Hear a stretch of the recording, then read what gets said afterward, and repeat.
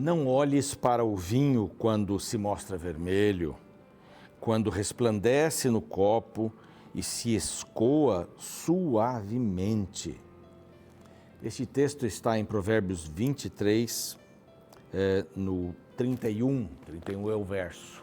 E muita gente pensa, né, há várias contradições e tal. Não, o vinho pode ser bebido porque o vinho é importante, dá saúde, o coração e tal. Uma vez eu tinha um médico que hoje está em outro estado, mas um excelente médico. E a gente estava conversando e disse assim, muita gente pensa que o vinho faz bem para o coração, e faz mesmo. E deu uma parada assim, eu disse, é mesmo, é. Mas o corpo do ser humano não é só coração, tem estômago também. Então o álcool faz mal para o estômago. Então, a gente tem que ver ou buscar alimentos, bebidas que sejam bons para o corpo inteiro. Então, você diz, mas Jesus, ele multiplicou, transformou água em vinho, né? Eu não posso imaginar Jesus fazendo as pessoas ficarem bêbadas. A gente tem pessoas na comunidade que, infelizmente, estão aí ligadas ao álcool e têm uma dificuldade tremenda, né? Voltam e etc. Tem o AA, Alcoólicos Anônimos, eu confio bastante nesse processo para ajudar as pessoas. Não é? É uma questão psicológica, é uma questão química também. Alguns têm que partir para ajuda química. Para isso ficam internados e tal. Vale a pena qualquer coisa para não ficar viciado no álcool. Aí eu bebo, paro quando puder, quando quiser. Essa é uma frase bem perigosa, muito perigosa. A gente, às vezes, não tem a intenção, mas você bebe, porque aí virou um vício químico, além de psicológico. E aqui diz assim, cuidado, não olhes para o vinho, quando se mostra vermelho, escorrendo, aquela coisa maravilhosa. E aí depois tem um outro texto que diz assim, para quem são os ais, para quem são as dores, para quem são as manchas, os machucados, os tombos, para quem se demora diante do vinho. E isso é muito importante. A gente não precisa desses aditivos para a vida. O que nós precisamos, como alimento e tal, está nas frutas, nas verduras, nos cereais, nas castanhas. Esse é o alimento de fato. Cuidado. A Bíblia diz isso, é a palavra de Deus. E este aqui é o programa Reavivados por Sua Palavra. Nossa intenção é que você estude a Bíblia um capítulo por dia. E há pesquisas que mostram, inclusive o Brasil fez parte de uma grande pesquisa aí, que terminou em 2012, pessoas que leem a Bíblia 4 ou mais vezes por semana, elas têm disposição para vencer uma porção de coisas, inclusive o alcoolismo. Melhora bastante a questão da depressão, mas muitas vezes a gente tem que buscar um profissional, um médico habilitado para nos ajudar. Então, é muito importante a gente ler a palavra de Deus. Ela cura feridas, ela reata relacionamentos quebrados. A Bíblia tem um poder maravilhoso. Nós estamos felizes aqui às 6 da manhã com você na TV, temos o YouTube também. Você pode se inscrever no nosso canal Reavivados por Sua Palavra NT. Se inscreva, clique no sininho, dê o seu like também. Copie o link, passe para os amigos. Estamos no Spotify, no Deezer, no NT Play. E precisamos pregar a palavra de Deus e temos que usar todos os métodos para que a palavra chegue ao coração das pessoas. Nosso programa é diário, incentivando você a estudar a Bíblia diariamente. Um grupo especial tem nos apoiado para isso, não só o programa Reavivados, mas toda a rede Novo Tempo, são os Anjos da Esperança. Quer se tornar um Anjo da Esperança? É bem simples. Basta você mandar uma mensagem para este WhatsApp aqui, tá bom? Perguntando como é que eu faço, você vai receber todas as orientações. E graças aos Anjos da Esperança, nós podemos fazer chegar até você essa revista que fala sobre oração. Deus me ouve? Claro que ouve. É bem simples, não é um tratado sobre oração, mas tem o essencial para você começar a sua caminhada cristã, crendo na oração, exercitando a oração. Um outro WhatsApp, você escreve para a gente e recebe pelo correio. Nós vamos para um rápido intervalo e quando voltarmos vamos estudar primeiro livro de Reis, capítulo 12. Não sai daí, a gente volta já já.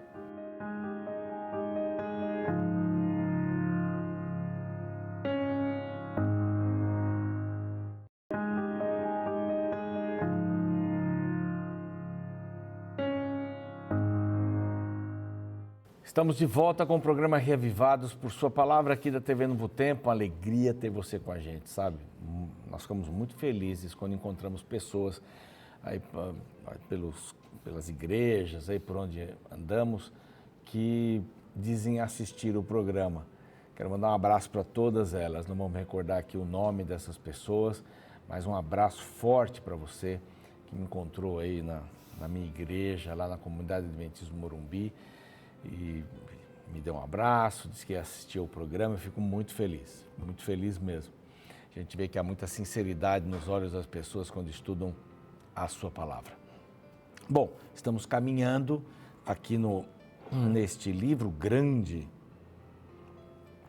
que fala das crônicas dos reis, as crônicas de Israel, de Judá especificamente aqui, mas um livro que foi dividido em duas partes. Já estamos no capítulo 12, tivemos aí uma boa parte de genealogias importantes para fazer essa ligação de Adão até aqueles dias, até Davi, e reconhecer Davi como o servo de Deus, por onde o Messias nasceria, apareceria.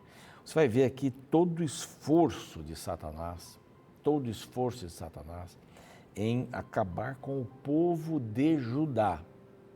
O povo de Israel como um todo, né? Mas na divisão, Satanás teve uma influência tremenda no Reino do Norte. Tanto é que foi destruído totalmente.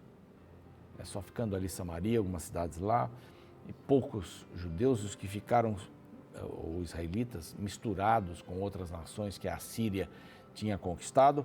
E aí vamos vindo para o Reino do Sul, ele tentou fazer a mesma coisa, a adoração a outros deuses se tornou uma coisa importante. Eles foram para o cativeiro, voltam do cativeiro, e este livro justamente é para este momento, para dar esperança para aqueles que voltavam, não conheciam a história de Judá, e dessa história o Reino do Norte não é praticamente mencionado. Mas há uma ligação que passa por Davi e Judá. E aí segue em frente, para mostrar que o Messias vem daí. Que Deus não esqueceu as suas promessas, de forma nenhuma. E aqui no capítulo 12, vai fazer uma menção. Eu disse ontem, né, que aqui o cronista não se preocupa muito em falar sobre a perseguição de Saul para Davi e tal. Ele já o entroniza. Mas volta e meia vem aqui um sinalzinho daquele tempo de perseguição. E aqui vai falar um pouquinho, fala sobre os valentes de Davi e dá uma sequência para falar no apoio militar que Davi tinha. Pessoas que confiavam nele e saíam das suas casas, da situação onde viviam, para acompanhá-lo mesmo em perseguição, quando perseguido, aliás, por Saul e outros inimigos mais. E aparece aqui a cidade de Ziclag. Se você se lembra, nós já falamos isso lá atrás. Você pode voltar em Samuel 30, 1 Samuel 30, vai falar um pouquinho sobre isso, os capítulos antes também. Mas essa cidade foi a base de Davi lá entre os filisteus. Ele acabou sendo contratado, um grupo de mercenários, se você quiser pensar assim, mas ele, enquanto fugia de Saul, tinha que estar no lugar. E ele teve esse apoio ali. O rei de Aques deu apoio para ele. E ele cresceu. E vinham pessoas de diversos lugares. E aqui vai falar sobre este exército que ele ajuntou. Essa cidade de Ziclag, se você se lembra, quando Davi saiu para uma campanha, os amonitas ali reagiram, os amalequitas entraram ali e sequestraram as mulheres, as crianças. E quando eles voltavam da batalha, viram aquilo, perseguiram os amalequitas. Essa é a cidade de Ziclag. Então ele tinha um grupo de pessoas que o apoiavam. É muito importante em toda ação, em toda obra que você for fazer, né? Ação e obra, né? Não é uma obra construção. Mas tudo aquilo que você for fazer, você tem pessoas que lhe apoiem. Eu sei que há pessoas que gostam de fazer as coisas sozinhos, né? Sozinhos. Não quero ajuda de ninguém, eu faço melhor sozinho e tal, mas quanto mais gente você tem lhe dando uma rede de apoio, melhor a sua vida. Melhor a sua vida. Dizem que quando você quer conquistar uma pessoa, não faça um favor para ela, peça um favor dela. Você pode me ajudar a carregar essa mesa aqui? A mesa pode ser até leve. Você poderia carregar sozinho. Mas ter a participação de alguém, sabe, cria um clima. É bem legal isso. Experimente fazer isso na vida. Pessoas, estar próximo das pessoas. Esse relacionamento é fundamental. E Davi tinha um suporte tremendo. O primeiro verso diz assim, são esses os que vieram a Davi a Ziclag, né, lá atrás. Isso é antes dele ser ungido rei.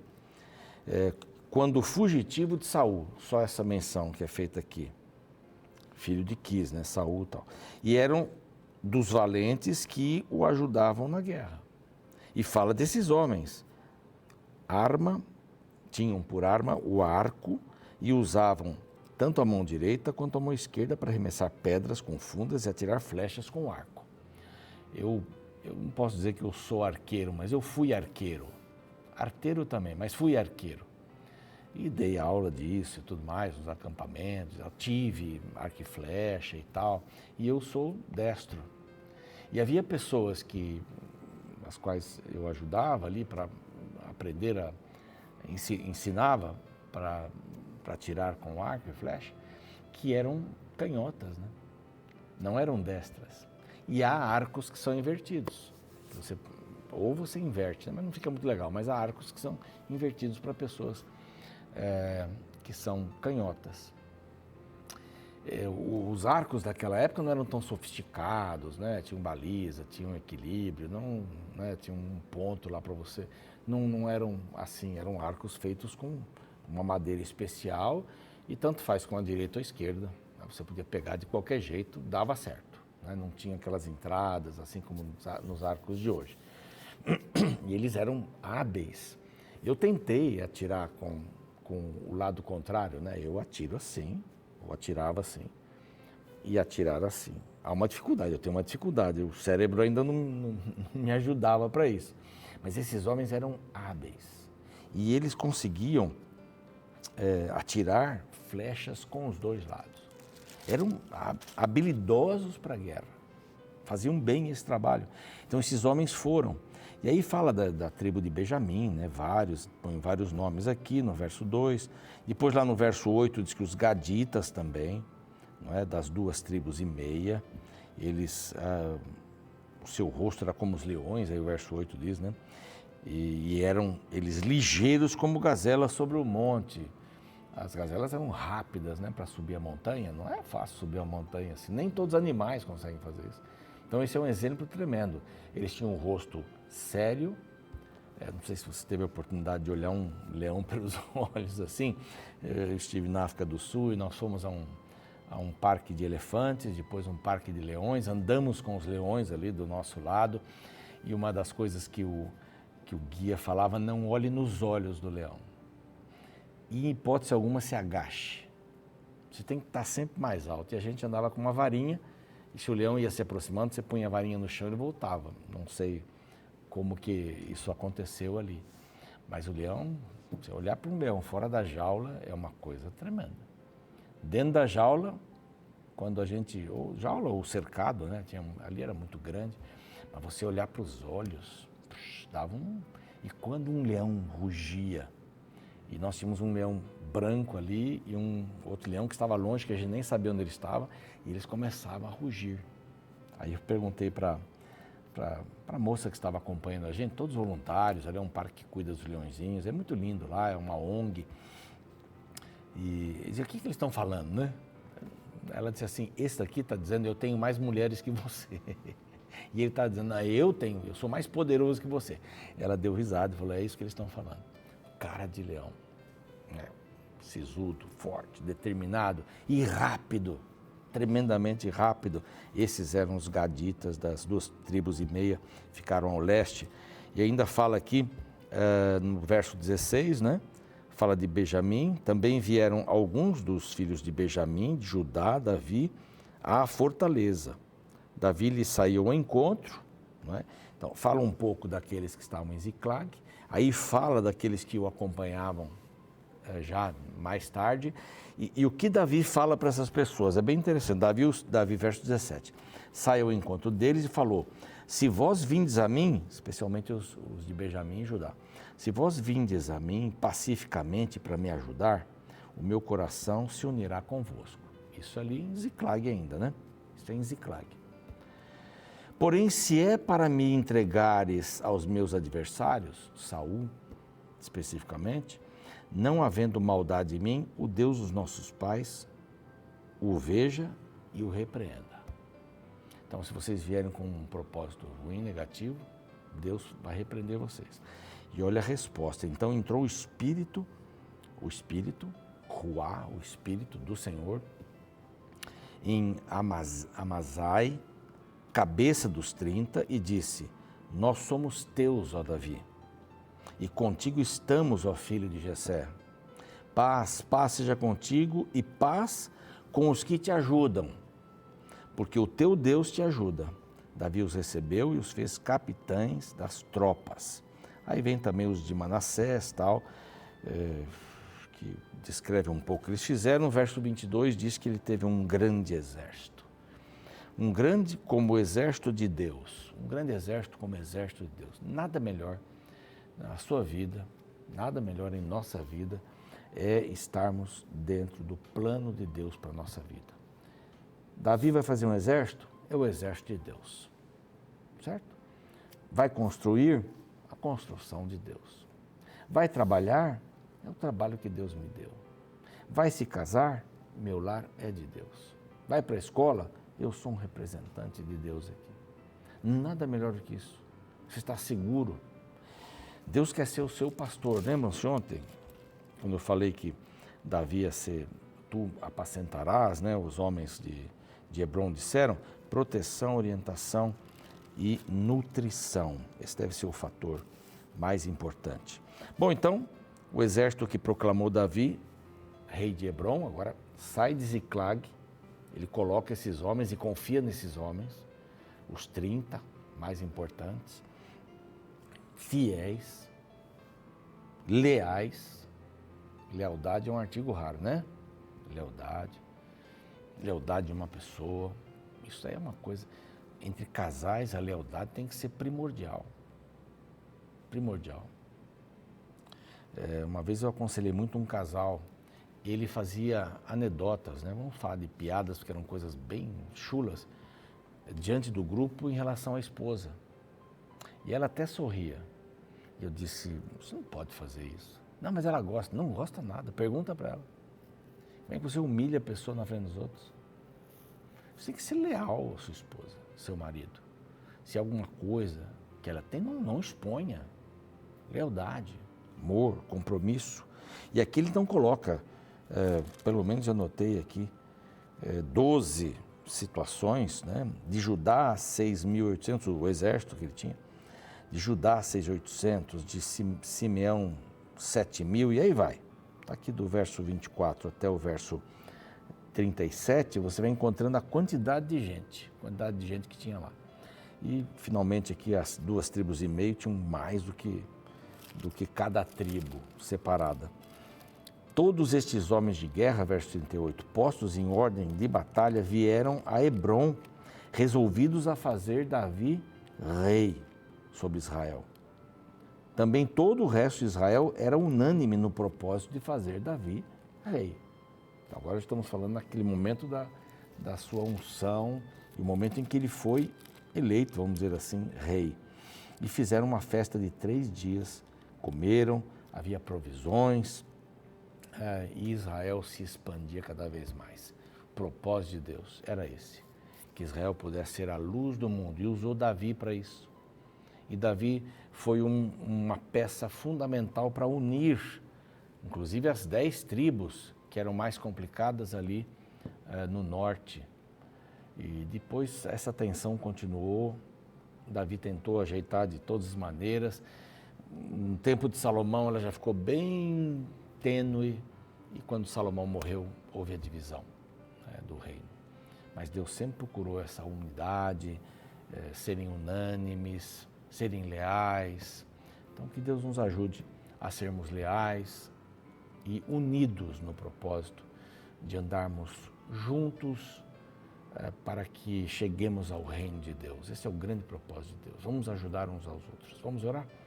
Pai bondoso, nós chegamos aqui ao fim desses comentários, dessa meditação do capítulo de hoje e pedimos discernimento, que possamos nos acercar de pessoas, desta forma seremos ajudados e ajudaremos, que possamos ser leais e seguramente vamos receber lealdade de algumas pessoas, talvez não de todos, mas que busquemos a unidade mesmo em nossas diferenças, para que atinjamos o propósito do Teu reino ser estabelecido em nosso coração aqui e de o buscarmos quando Jesus chegar.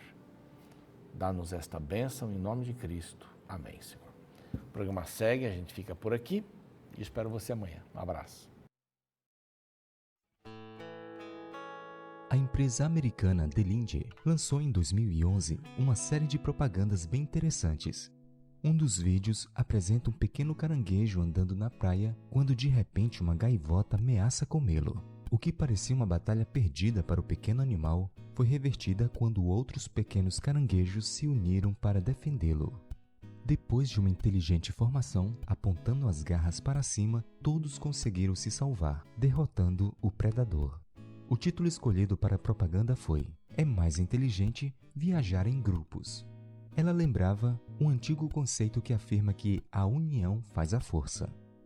Este é um princípio visto na prática no capítulo 12 de 1 Crônicas. O contexto descreve a fuga de Davi do rei Saul, o qual procurava matá-lo. Porém, o desprezado Davi conseguiu se unir com outros homens desprezados, e assim a união dos fracos formou um grande exército. O verso 22 declara: "Porque naquele tempo, dia após dia, vinham a Davi para o ajudar, até que se fez um grande exército, como o exército de Deus." Um detalhe interessante neste capítulo é que a partir do verso 16, lemos que um grupo de soldados da tribo de Benjamim vieram apresentar-se a Davi.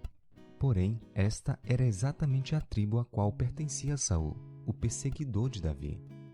Veja o diálogo entre o grupo de soldados e o Davi a partir do verso 17. Davi lhes saiu ao encontro e lhes falou dizendo: "Se vós vindes a mim pacificamente para me ajudar, o meu coração se unirá convosco." Então entrou o Espírito em Amassai, cabeça de 30, e disse: "Nós somos teus, ó Davi, e contigo estamos, ó filho de Jessé. Paz seja contigo, e paz com os que te ajudam." A palavra paz é citada 3 vezes no verso 18. É interessante como a Bíblia fala de paz mesmo em um contexto de guerra. A razão é que a paz não é a ausência de problemas, mas é a união entre as pessoas, mesmo quando a situação ao redor não está favorável. Assim, podemos concluir afirmando que além da união trazer força, ela também traz paz.